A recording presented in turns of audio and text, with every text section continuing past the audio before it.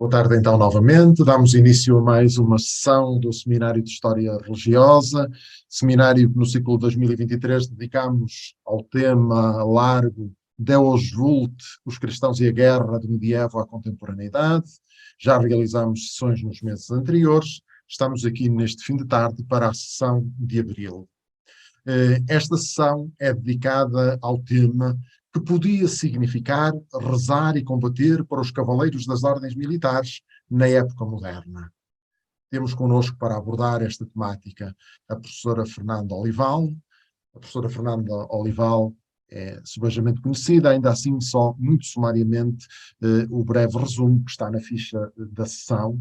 É docente da Universidade de Évora desde 1991, fez mestrado e doutoramento sobre ordens militares na época moderna, tem trabalhado com um enfoque na composição social das ordens militares e sobre as implicações dessas agremiações no processo de construção do Estado moderno.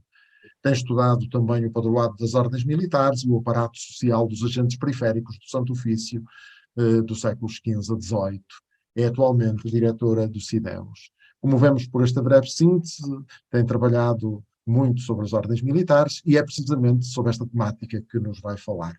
Agradeço muito à professora Fernanda Olival ter aceitado o nosso convite para estar connosco neste ciclo do nosso seminário e passo-lhe de imediato a palavra para darmos início à sessão, como habitualmente terá uma primeira parte de exposição e depois algum momento de partilha de diálogo, de acordo com o professor.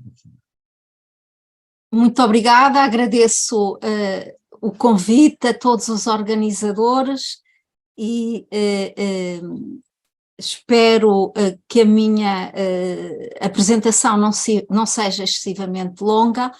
Eu gosto muito de abusar das imagens do PowerPoint e se calhar preparei uma apresentação longa demais. Começo por fazer notar o que se entende por ordens militares na época moderna, o que se entende por ordens, genericamente falando, independentemente das cronologias. Por ordens militares, há aqui algumas tónicas marcantes, indivíduos congregados em torno de uma regra e de um modo de observância e ligados diretamente ao combate aos infiéis. Tudo isto com base nos 3 votos habituais das ordens regulares. Contudo, como vamos ver, este modo de pertença a uma ordem militar alterou-se ao longo do tempo. Peço desculpa, mas o meu PowerPoint não passa, não sei o que é que se passa com ele. Alterou-se substantivamente e, na realidade, importa ter presente que nós vamos falar de diferentes elementos associados às ordens militares, mas dando ênfase quase exclusivamente àquilo que é a sua componente humana mais conhecida, que são os cavaleiros e comendadores, embora, como se pode ver pelo meu slide, há diferentes formas de pertença a estas instituições e sempre com vínculo de natureza religiosa. Tendo presente esta realidade, que nós vamos tentar responder a 2 perguntas, tentando concluir no sentido de saber que impacto teve a prática da atividade bélica na cultura política da época. Como vamos ver, a forma como as ordens militares se ligam à guerra não é idêntica àquela que teriam na Idade Média. Por outro lado, importa ver também o modo de viver a religiosidade e como é que ela se fez na longa duração e que marcas é que isso deixou ao longo do tempo. Ora, começando então por ver as questões da guerra, faço notar que após a conclusão da conquista do espaço cristão peninsular na faixa que ficou conhecida como Portugal até o Algarve, as ordens militares foram-se dissociando cada vez mais da guerra. E, na realidade, são de forma crescente, especialmente a partir do século XV, também instituições senhoriais. Quando, a partir de 1418, deixam de eleger na Ordem de Santiago um mestre, pois até aí os mestres eram eleitos, depois, na realidade, passam a ser nomeados e, se na gíria continuamos a falar de mestre, juridicamente as ordens têm à frente um governador. E vai ser assim nas 3 ordens portuguesas, já na primeira metade do século XV. E quem é que vai ser nomeado para estas instituições? Filhos, netos da família real, por vezes também o príncipe. No entanto, esta mudança não aproxima necessariamente as ordens dos interesses da coroa. Os infantes são muitas vezes dotados de interesses senhoriais também muito próprios e nem sempre colaborantes com a necessidade de combater. Com os dados que hoje se dispõe, por exemplo, na conquista de Ceuta estariam presentes muito poucos elementos das ordens militares. Na conquista falhada de Ceuta, na tentativa de conquista de Tânger em 1437, a mesma coisa. Na realidade, as ordens militares tentaram esquivar-se o mais que podiam deste esforço de guerra, mesmo num período em que havia alguma inquietação na cristandade face à expansão otomana, especialmente a partir da conquista de Constantinopla em 1453, e obviamente as monarquias peninsulares viam esse avanço com algum receio. E, por exemplo, há tentativas para obrigar os cavaleiros a mudarem os seus conventos para o norte da África. Tentativas que são pedidos da coroa ao papado e que, face a documentos papais impondo essa mudança, as ordens tentaram sempre esquivar-se dessa obrigação, combatendo essa imposição. Combatendo em nome de quê? Que as ordens militares tinham sido criadas e estavam vocacionadas para a guerra defensiva e não para a guerra de conquista.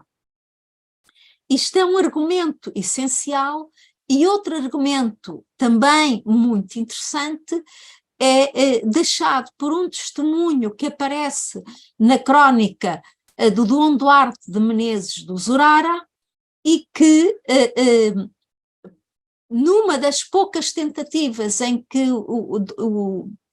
Dom Fernando, que era administrador da Ordem de Santiago e da Ordem de Cristo, convoca os cavaleiros destas ordens para uma campanha em Marrocos, acabam os cavaleiros por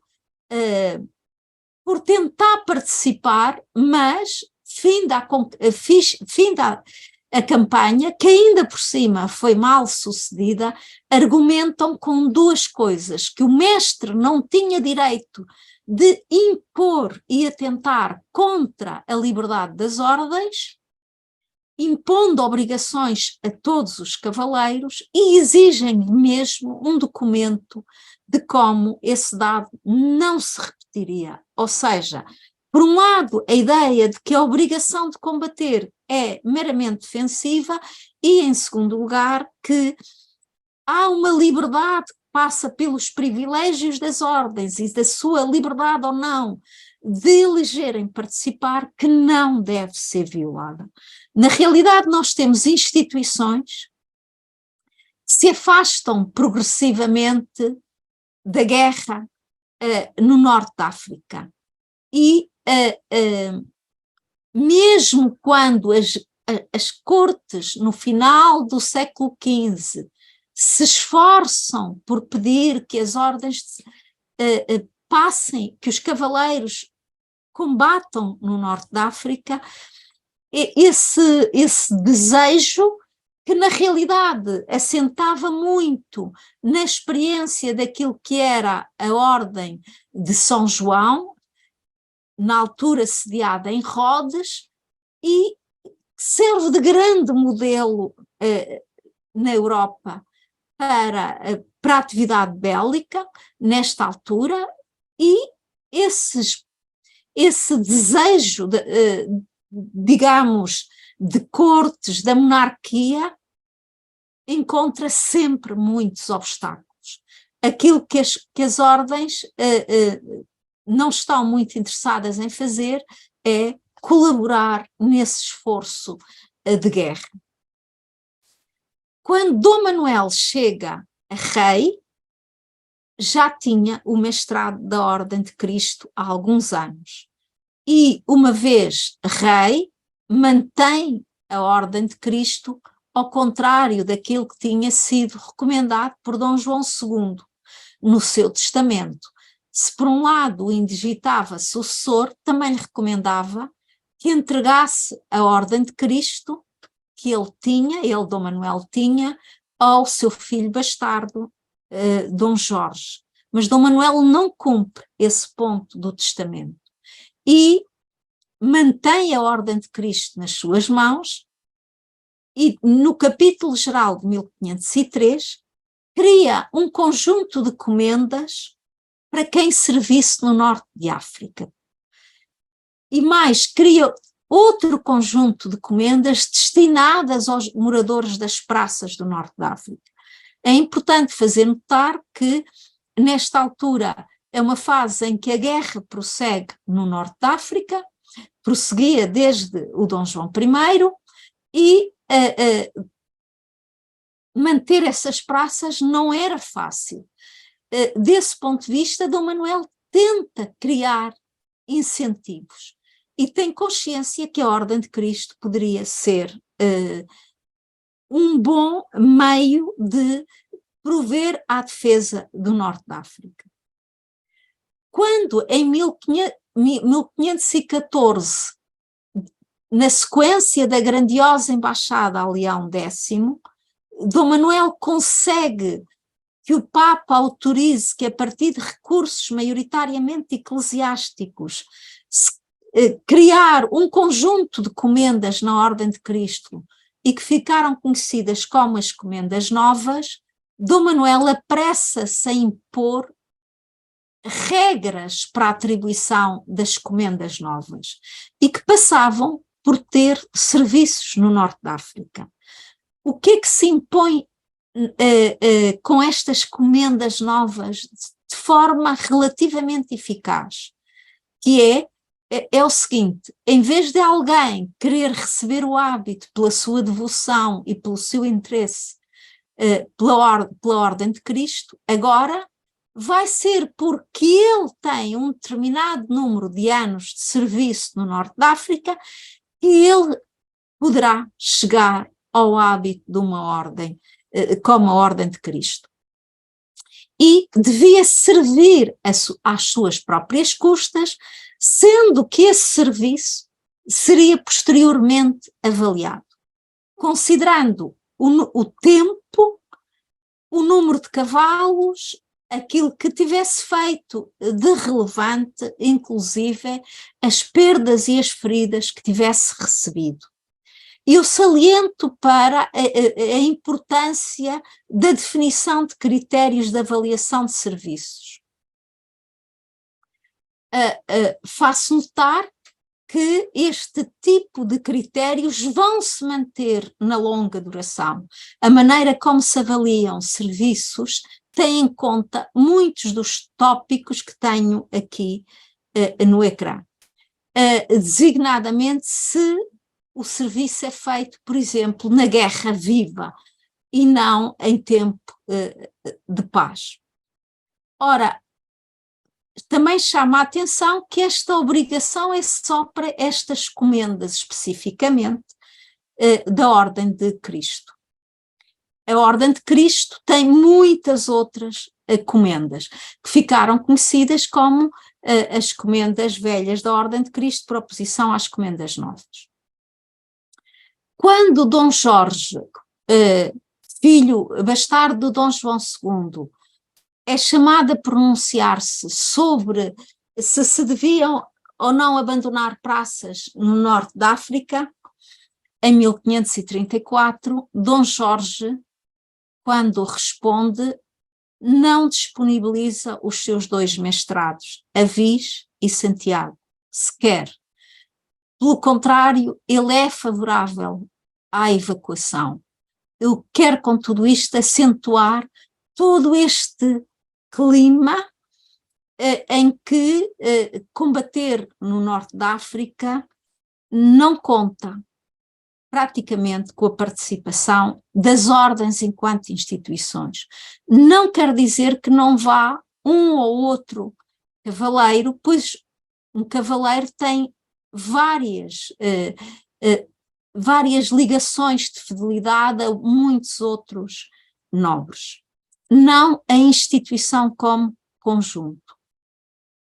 Quando Dom Jorge morre, em 1550, as ordens acabam por ficar nas mãos do rei, que já tinha a Ordem de Cristo e agora vai juntar os outros 2 mestrados e torna-se assim administrador perpétuo das ordens militares em 1551, imitando o que já acontecera com boa parte das ordens militares castelhanas.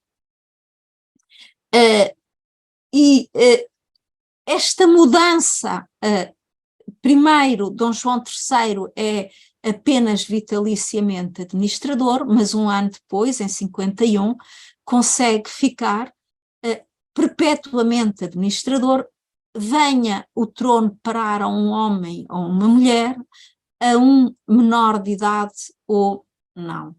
Assim, agora, as ordens vão estar cada vez mais próximas dos interesses da coroa.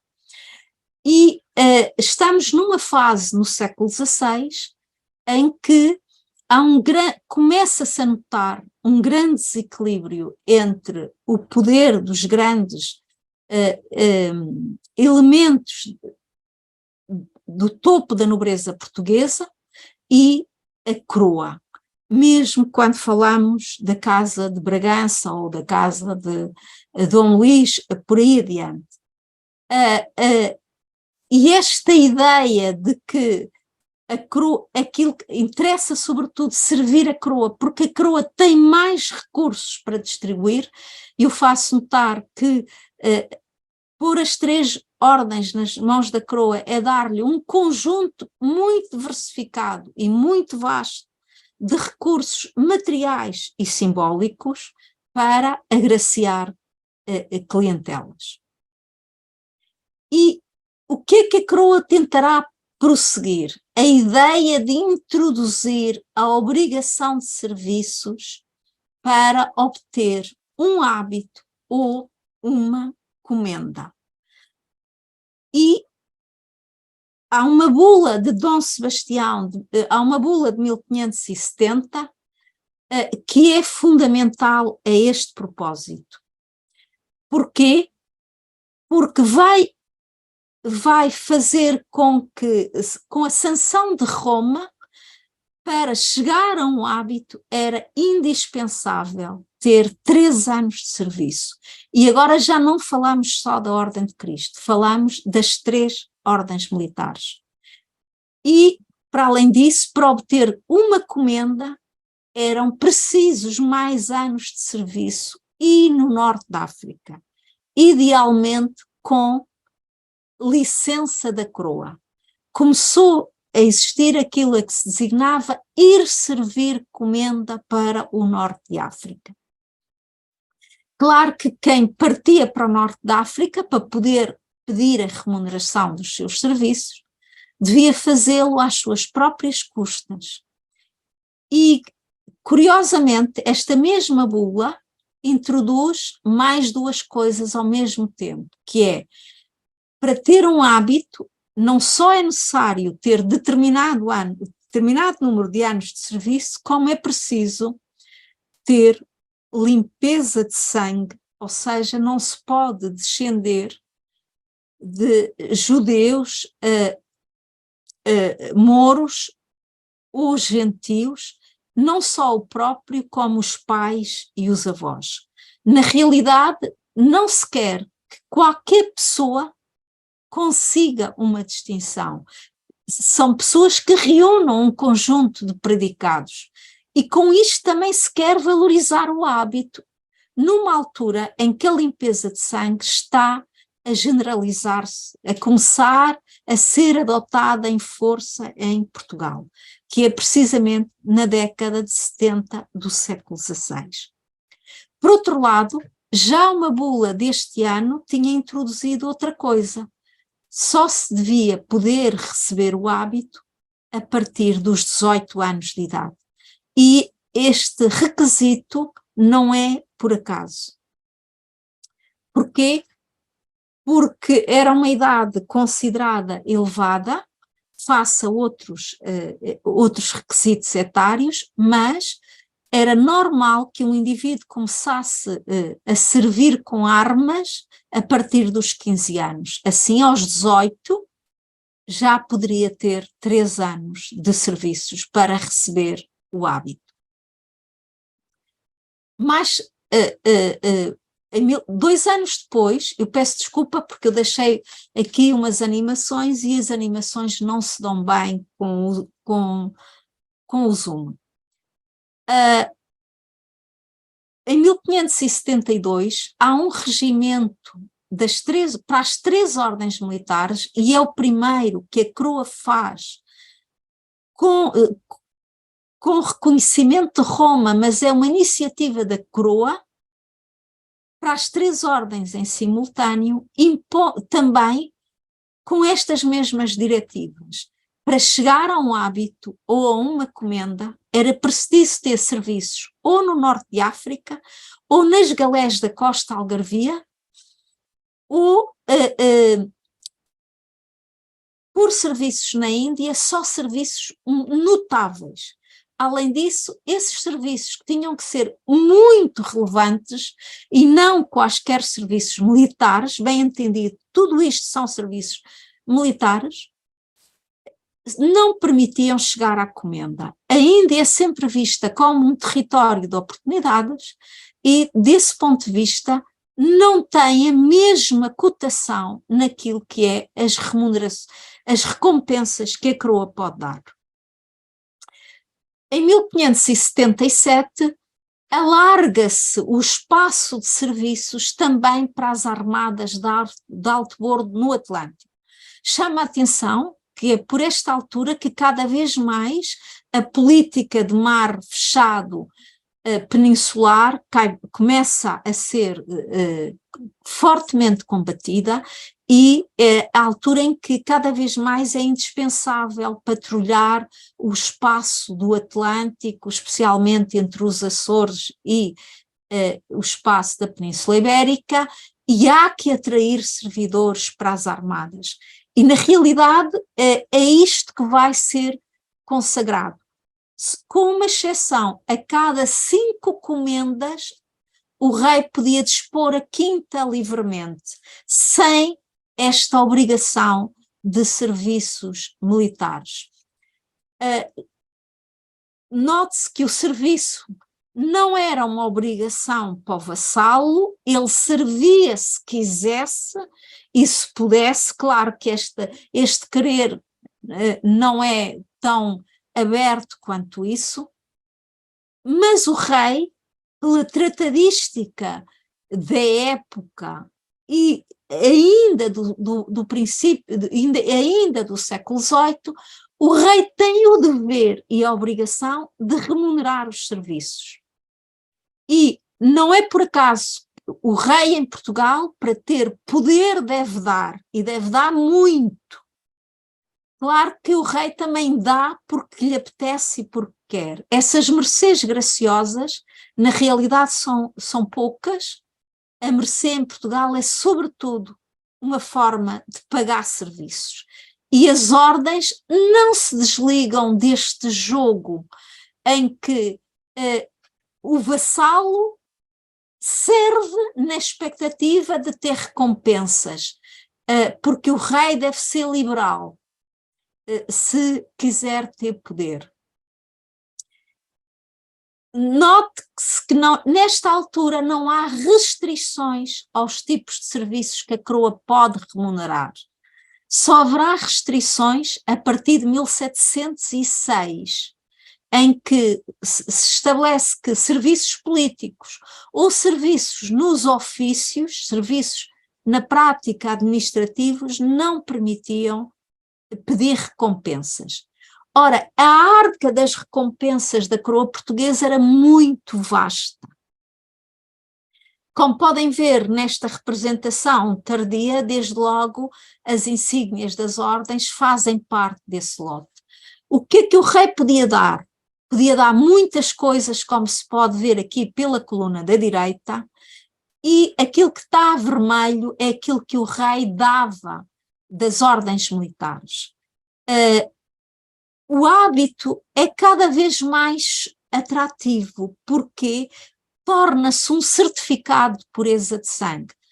Claro que mais interessante era chegar a uma comenda, porque uma comenda garantia duas coisas: um título, comendador de Corus, comendador de uma determinada localidade, e um recurso financeiro.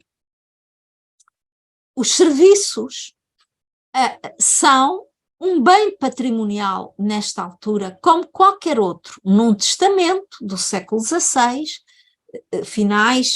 testamentos do século XVII e XVIII, é muito fácil encontrar que B, normalmente da nobreza, deixa determinados anos de serviços aos seus filhos porque não teve tempo para pedir a remuneração à coroa. Ou, muitas vezes, já tinha pedido a remuneração de um primeiro lote de serviços, mas ainda tinha outro lote de serviços, ainda continua a servir e, portanto, tem um segundo lote de serviços. Por vezes até se dividiam os anos de serviços pelos filhos. No século XVII, finais, e XVIII, até se vendem certidões de ofício, de tempo de serviço. Portanto, há aqui uma plasticidade que é muito grande.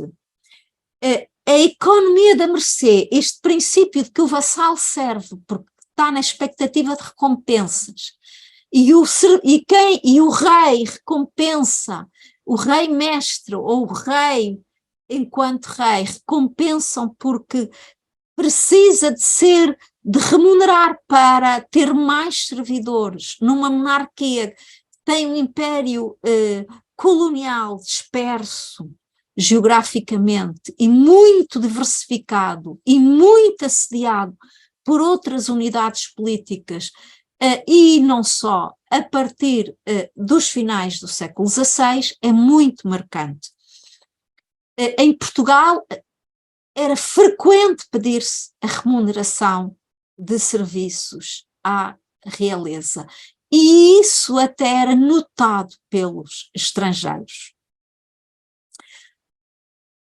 E esses pedidos eram tão frequentes que os vice-reis de Portugal, por exemplo, em 1614, dizia-se que o despacho das mercês ocupava imenso tempo, de tal maneira que se tem que estabelecer no século XVII regimentos para a atribuição de mercês e um conjunto de normas para fazer face a esta situação.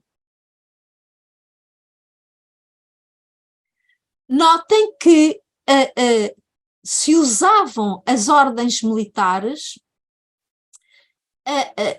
como a coroa vai usar os hábitos e as comendas como uma forma de pagar serviços. E para isso a fé fica praticamente esquecida. praticamente, não totalmente, já vamos ver. E chama a atenção que os próprios vice-reis da Índia, quando saíam de Lisboa a partir de cerca de 1590, também levam um conjunto de hábitos das ordens militares que podem distribuir como mercês extraordinárias na Ásia, porque qualquer servidor podia depois pedir a recompensa dos seus serviços. E de tal forma os hábitos das ordens são atrativos, por exemplo, no Brasil, quando se tenta que haja gente a aventurar-se na descoberta de minas, pois se no Império Castelhano da América havia minas, como é que não apareciam no território que hoje é o Brasil? Um dos itens com os quais se negociavam esses serviços quase sempre envolvia a atribuição de hábitos. Note-se, todavia, que estes esforços não foram bem-sucedidos. E, na realidade, aquilo que se consagra é, para chegar a um hábito, a partir da década de 1570, é preciso ter serviços no norte de África, ou na Índia, serviços absolutamente notáveis, extraordinários, ou nas galés do Algarve, ou nas armadas. No entanto, quando Filipe II chega a Portugal, paga serviços políticos de quem teve ao seu lado, a torto e a direito, como se diz na gíria, com hábitos e até com comendas. E a partir daí o preceito de serviços no norte da África para chegar ao simples hábito cai, mas não para chegar à comenda, exceto as tais quintas comendas. Mas não era fácil obter uma comenda sem os ditos serviços do norte da África. Pelo menos retoricamente falando. Portanto, o norte da África foi essencial na definição do tipo de serviços remuneráveis com hábitos e comendas. Mas a Índia não tanto, e note-se que a coroa olhava de forma desigual para os vários territórios, favorecendo os serviços do norte da África. Por exemplo, o Brasil, eram precisos 12 anos de serviços para se poder pedir a recompensa. Já vamos ver isso. No entanto, o Brasil permitiu outra coisa, como quando a Bahia é atacada em 1624 e é tomada pelos holandeses, há todo um esforço para atrair servidores. E uma das recompensas que se promete é recompensas condicionais. Quem for servir obtém uma comenda. E é um facto que esta ideia de usar as comendas e os serviços de forma condicional é muito desenvolvida a partir destas necessidades específicas do território que é o Brasil. Outro dado curioso é que no Brasil nós temos testemunhos de que em situações de absoluto desespero se chegam a prometer hábitos em índios do Brasil. Claro que eles depois têm dificuldade naquilo que era passar as habilitações, pois eram gentios. E, portanto, quando o rei prometia hábitos, só prometia uma realidade que a pessoa depois não sabia se podia se tornar efetiva, pois tinha que passar as tais habilitações. Chama a atenção para o modo como o Império era olhado de forma desigual. Para poder pedir a remuneração de serviços, fosse pedir um hábito, fosse pedir uma comenda, fosse pedir outra coisa,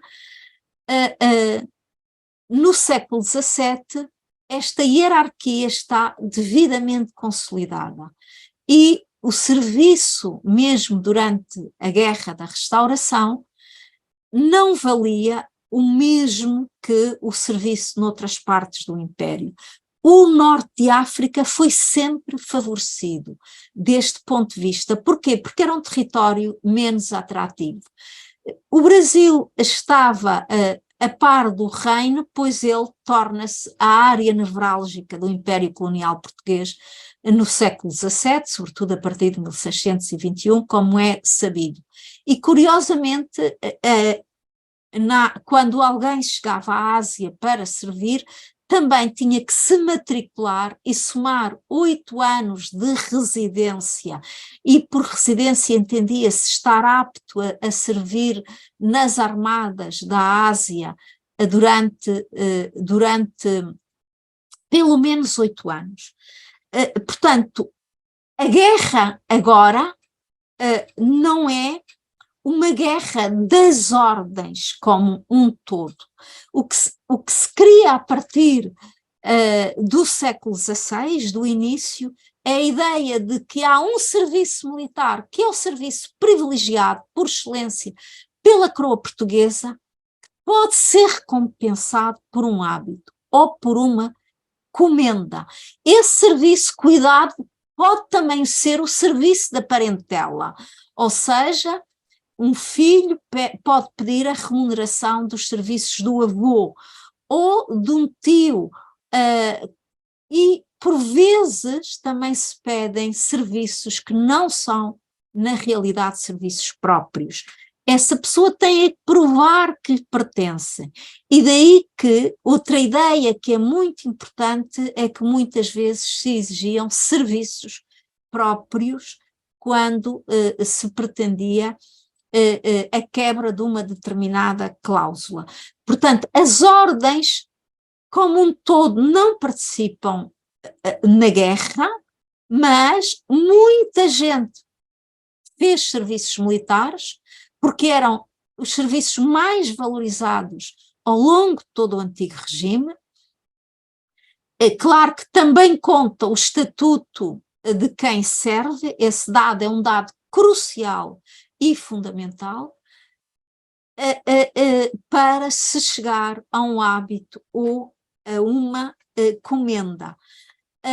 E era preciso que houvesse comendas disponíveis, porque às vezes não havia uma comenda com aquele lote, porque se estabelecia que por X serviços e pela qualidade dos serviços e pelo estatuto daquela pessoa ou dos seus antepassados, se atribuía uma comenda de lote X. Muitas vezes dava-se a um indivíduo mais do que uma, porque só havia, por exemplo, 2 comendas de valor pequeno. Por vezes até de hábitos diferentes. E, portanto, a filiação numa ordem nem sempre é aquela que o cavaleiro, que o servidor pretenderia à partida. Desde logo a mais atrativa é a Ordem de Cristo, especialmente a partir do século XVI, embora na primeira metade a Ordem de Santiago tem ainda muito peso simbólico. Mesmo durante a Guerra da Restauração, que a coroa portuguesa tenta a todo custo que os cavaleiros se organizem para participar na guerra, esses esforços são pouco consequentes. Mas fica uma coisa muito importante, que é esta ideia do peso e da importância dos serviços militares, do modo como são avaliados. E as ordens militares têm um papel essencial nesta definição. E vejamos se passava com a religiosidade dos cavaleiros. Vimos há pouco que havia votos. Ora, a partir de 1496, o voto de castidade dos cavaleiros de Aviso e de Santiago é comutado em castidade conjugal, que não era mais do que uma obrigação comum a qualquer católico desta altura, a qualquer indivíduo que fosse um bom praticante. E na Ordem de Santiago os cavaleiros sempre puderam casar, portanto, este problema só se punha para os cavaleiros da Ordem de Avis e de Cristo. Isto tornará as ordens ainda mais atrativas. O próprio voto de pobreza foi comutado no pagamento de um imposto. Não há uma data muito precisa, porque há vários diplomas a estabelecer este processo logo nos primeiros anos do século XVI. Assim, se um cavaleiro recebesse um hábito com uma tença, devia pagar esse imposto da tença recebida. Se fosse com uma comenda, devia pagar um imposto respeitante ao valor da comenda. Ora, o que acontece nesta altura é que as ordens cada vez mais têm um número de cavaleiros cada vez maior, sobretudo a Ordem de Cristo. A Ordem de Cristo cresce muitíssimo no final do século XVI. Vejamos, por exemplo, estamos aqui a falar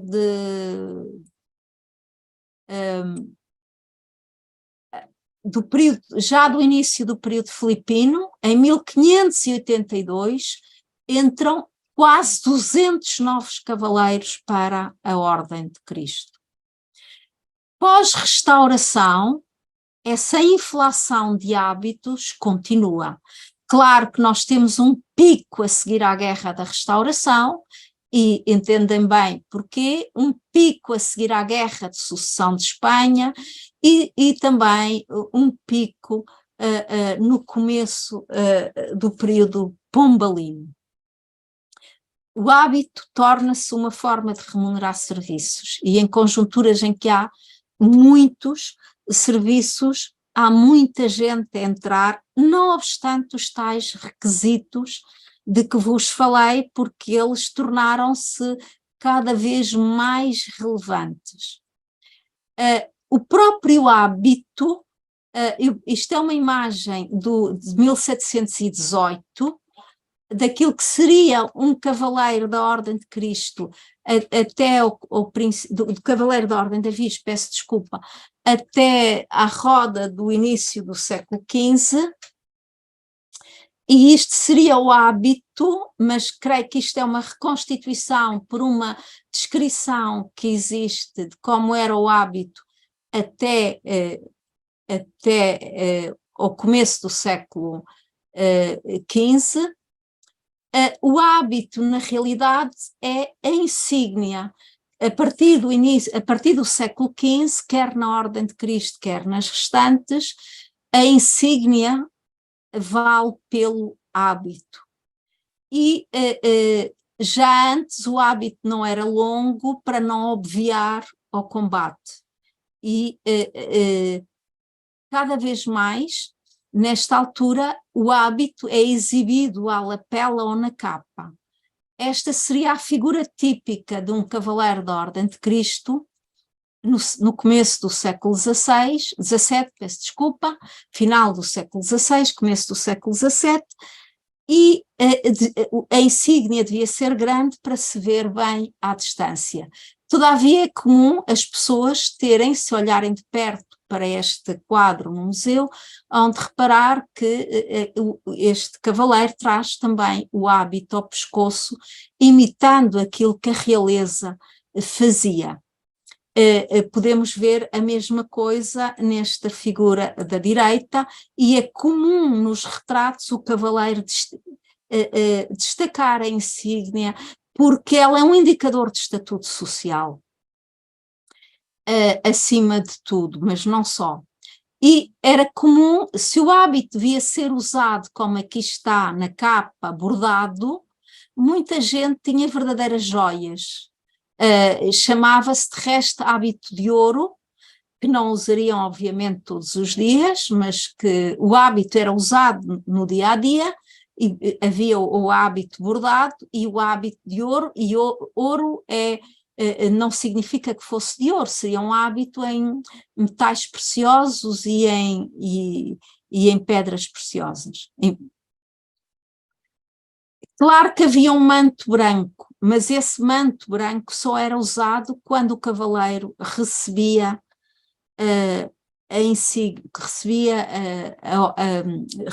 o hábito. E depois em ocasiões especiais, e servia também como mortalha. Esta é uma gravura do século XVIII de reconstituição do hábito daquilo que era o manto branco, era assim chamado, com a insígnia ao peito da ordem.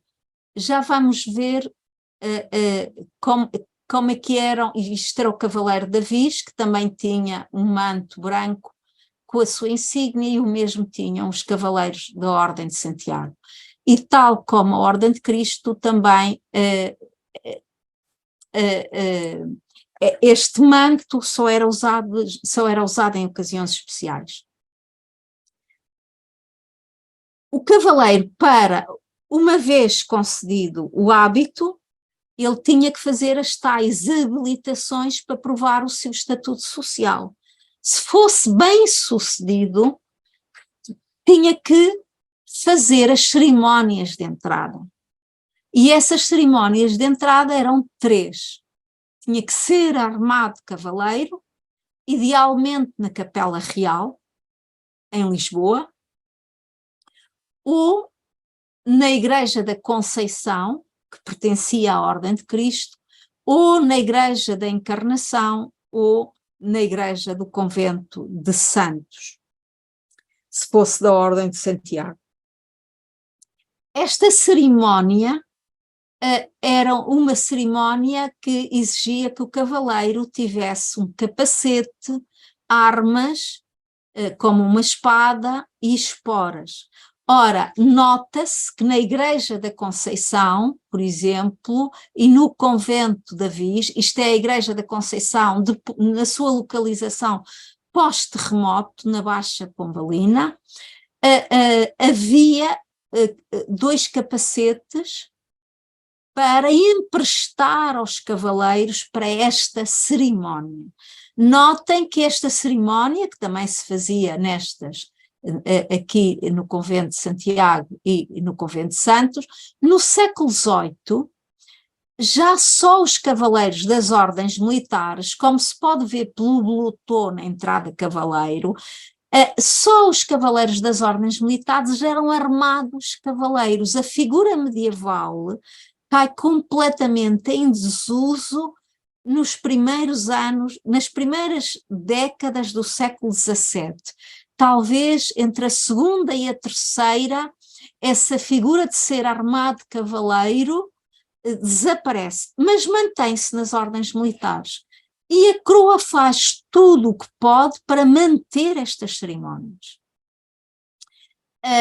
Há diretivas para os priores moros dos conventos não lançarem o hábito a nenhum cavaleiro que não tenha feito a cerimónia para ser armado cavaleiro. Essa é uma cerimónia mais profana, mas a esta seguia-se a cerimónia de lançamento de hábito que devia ser feita no convento, lançamento de hábito. Só que os conventos das ordens também têm muito que se lhe digam. Para já, os conventos no período moderno tornam-se periféricos face aos centros de poder. E os cavaleiros vão tentar a pouco e pouco evitar a ida ou à Viz, que é muito longe, ou a Tomar, e mesmo a Palmela. Em rigor, o cavaleiro devia permanecer no convento 1 ano e 1 dia como noviço para aprender as obrigações, depois de receber o hábito, e só devia professar findo esse período. Ora, o que acontece não é isso, como vamos ver. E vamos ver mais ou menos a partir de quando. E eu chamo a atenção que o Convento de Cristo era um convento, os conventuais de Cristo, a Ordem de Cristo tinha escassa vida conventual até o tempo do infante Dom Henrique. E é ele que faz um grande esforço para dar alguma vida conventual à Ordem de Cristo. Numa reconstituição desta autora, isto seria o Convento de Cristo por volta de 1499, ou seja, no tempo de Dom Manuel. E só com o Dom Manuel, que vai expropriar e pôr todas as pessoas que aqui habitavam fora desta zona da vila de Tomar, e passá-las para a povoação cá embaixo, é que o convento começa a ser um espaço mais de vida conventual, e Dom João III até o vai reformar e tornar um convento monástico, com sujeição de clausura. Para os conventuais, o cavaleiro só aqui ia receber o hábito. Mas lá está, os cavaleiros, os conventos são cada vez mais periféricos, e o que é que os cavaleiros fazem? Vão frequentemente pedir para receber o hábito.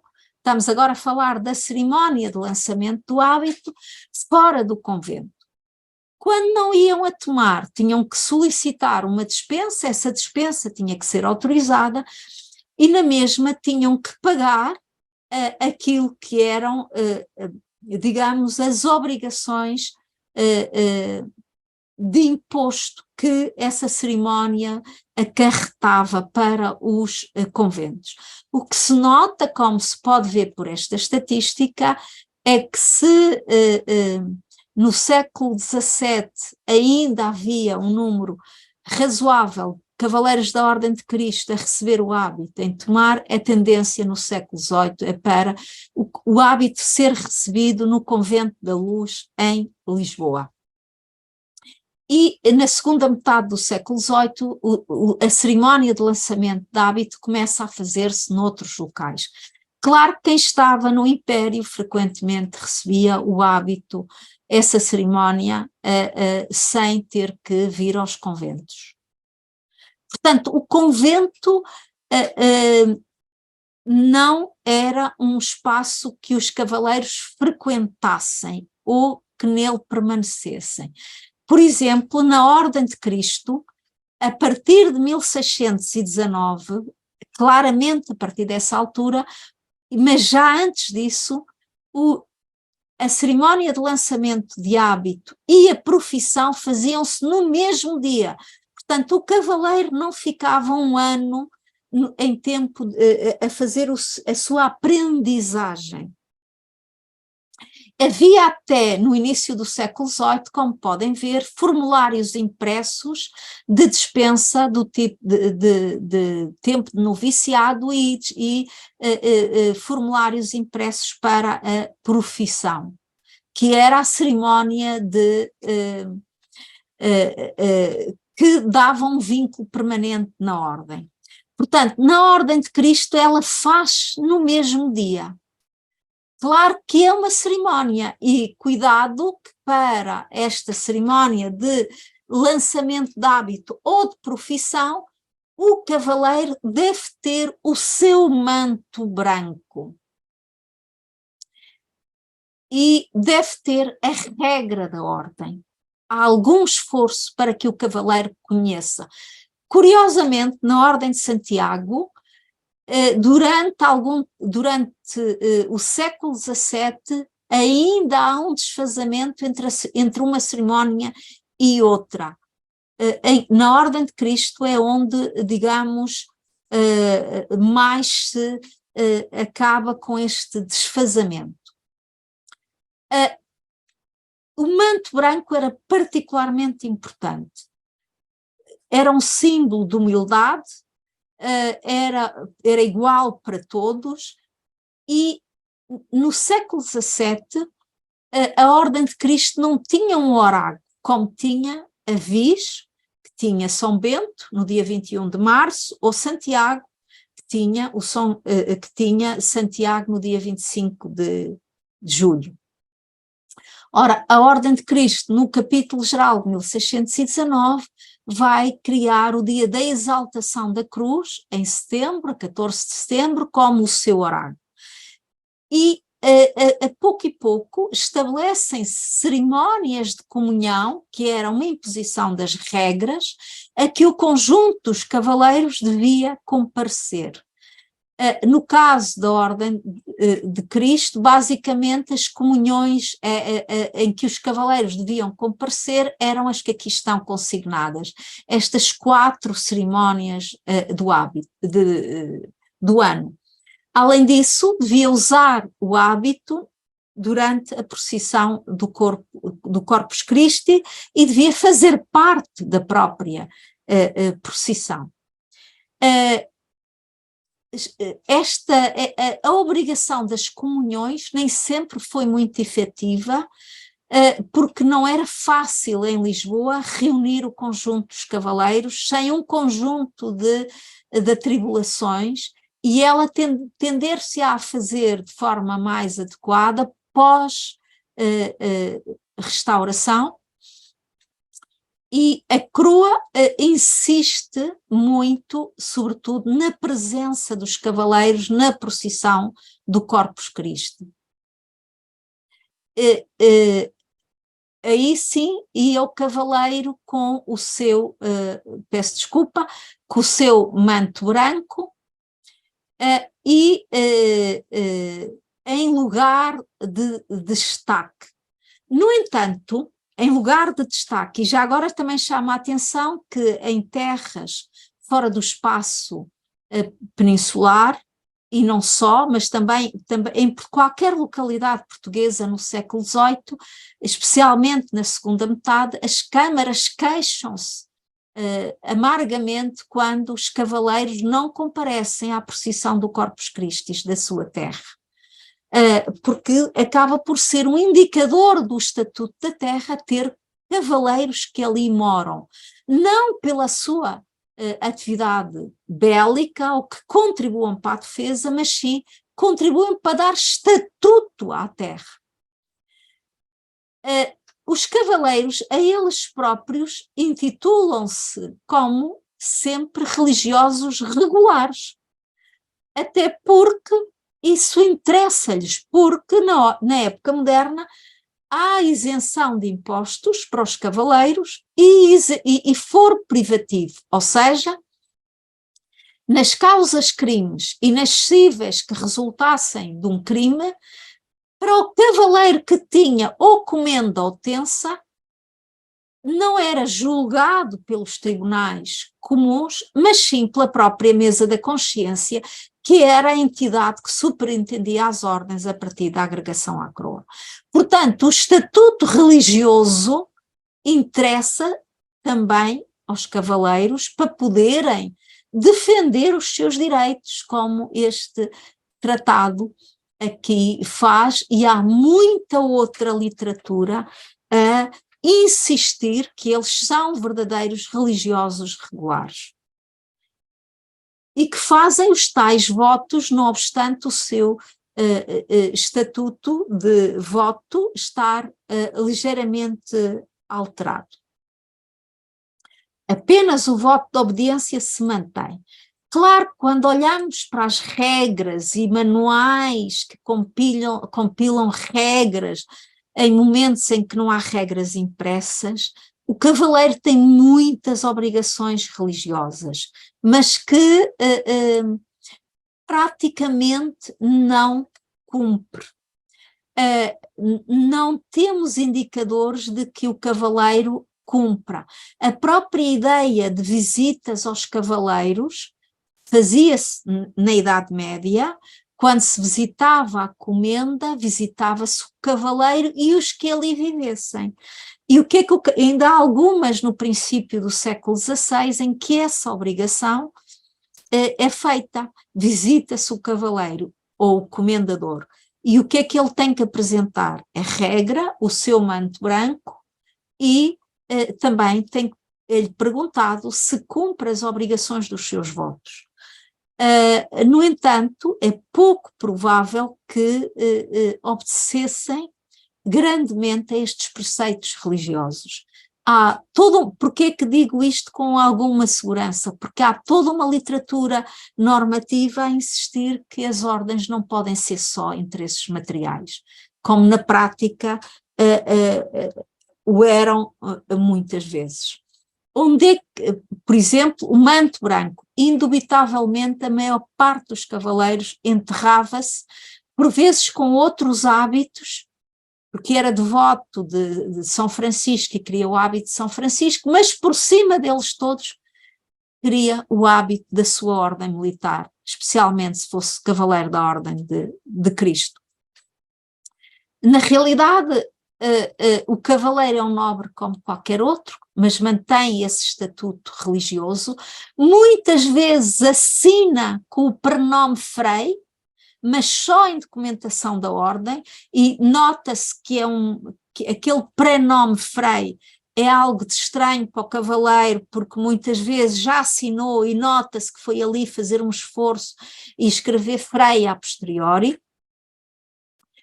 Outra coisa que é frequente é, tal como um sacerdote muitas vezes diria para validar ainda mais a sua palavra, juro se necessário in verbo sacerdotis, os cavaleiros diziam se necessário, juro como cavaleiro da ordem. Isso usa-se e é frequente, mas na realidade estas cerimónias de entrada mantêm-se, e a coroa faz muita força em conservar, porque quanto mais distinta fosse esta distinção do hábito, maior valor tinha aquilo que a coroa podia atribuir. Por outro lado, em matéria de guerra, chama a atenção que os cavaleiros não constituem uma força de reserva que a coroa pudesse arregimentar.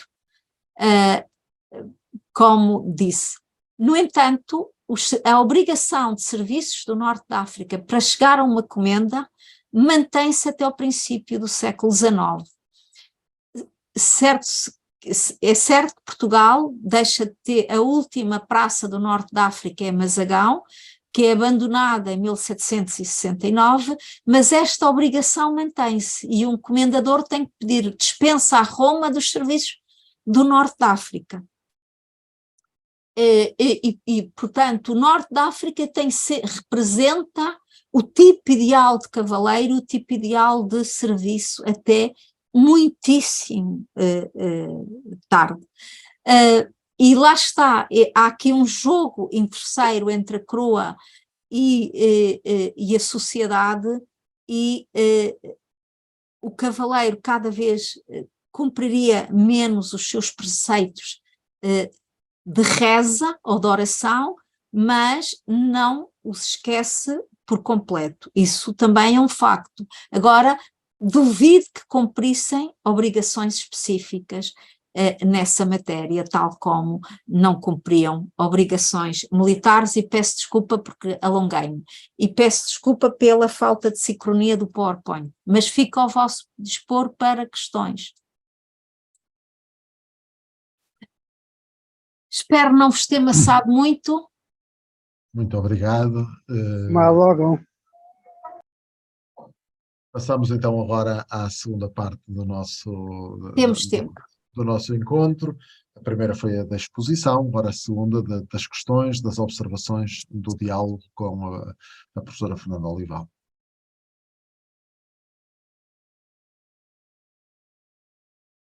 Agradeço então, agradeço à professora Fernanda Olival ter estado connosco nesta tarde e a interessante comunicação que nos deixou, e aproveito para recordar que teremos a nossa próxima sessão no dia 15 de maio, sublinhada ao tema Atitudes e ações dos clérigos portugueses face às invasões napoleónicas, e estará connosco para abordar este tema o professor Jorge Martins Ribeiro.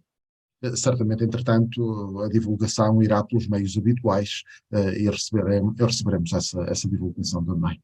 Agradeço novamente à professora Fernanda Olival, agradeço a presença de todos e muito boa tarde.